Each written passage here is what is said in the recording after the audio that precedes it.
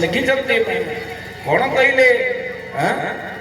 कहले मोर भगत जे जेते कथिबे मोर भगत जे जेते कथिबे स्थाने स्थाने पुनि मेला करिबे स्थाने स्थाने पुनि मेला करिबे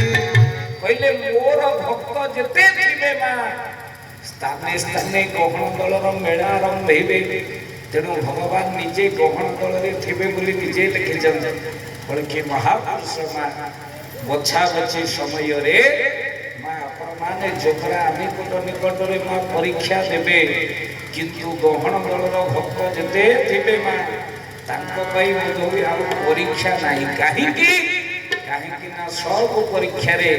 से माने उत्तीर्ण हेई जिबे बोल आनंदे कबाल हरि हरि बोल महापुरुष ए गहन दलर कथा लिखिछन्ति जो माने माँ से अनंतंकर आशा करिथिबे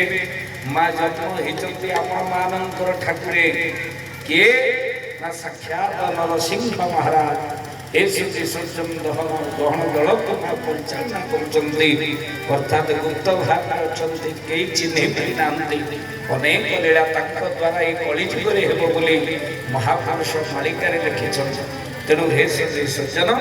कहबाक समय नहीं आमर स्वप्न अधिक राति कम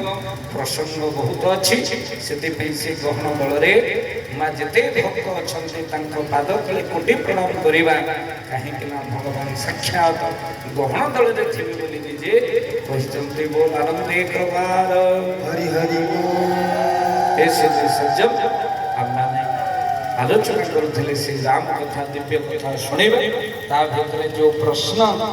पचारि भक्त मान से कथा आलोचना करवा।